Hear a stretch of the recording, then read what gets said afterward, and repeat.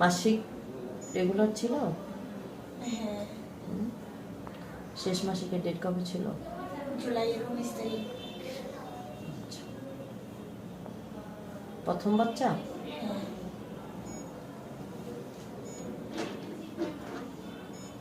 জুলাই মাসের 19? হ্যাঁ।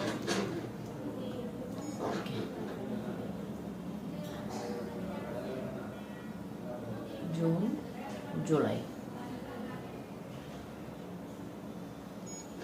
31 সপ্তাহ 3 দিন। হ্যাঁ, মানে প্রায় হচ্ছে 8 মাস, 4 দিন কম 8 মাস।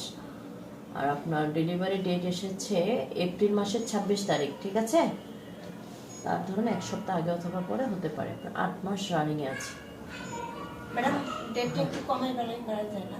না রে বাবা, ডেট মানে কমাবে আমি চাকরি করি তো একটু। না, এখন আর কি কমাবেন আপনি আর বাড়াবেন? এটা তো মেশিনে আসে, আর মেশিনের কোনো জিনিস তো আর নিজের হাতে নাই। মানে 10-15 দিন নিয়ে হলে একটু ভালো হতো। না না, ওইটা করা যায় না আসলে। ঠিক আছে? সবকিছু ঠিক আছে ম্যাডাম? হ্যাঁ, এটা হচ্ছে বাবুর হার্টবিট।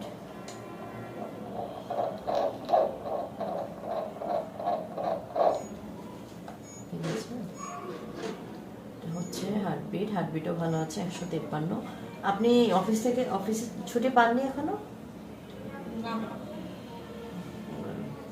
মানে ছুটি তো পাওয়ার কথা, 8 মাস হয়ে গেছে না। শুনেন, এই ছুটিগুলা যে মানে সরকারে যে দিচ্ছে 112 দিন, এটা কিন্তু বুঝে শুনেই দিচ্ছে। ঠিক আছে? যে কেন আগে, কারণ আপনি শেষের দিকে তো কষ্ট, অসুস্থ, পেট বড় হয়ে যায়, নিজেও শারীরিকভাবে অসুস্থ হয়ে যান, এটা কি কষ্ট না? আপনারা চিন্তা করেন যে মানে বাবুকে একটু বেশি সময় দিবেন, তো সেই চিন্তা করতে গেলে তো চাকরিই করা উচিত না, ঠিক না? এই 2-10 দিনে 12 দিনের কি হবে?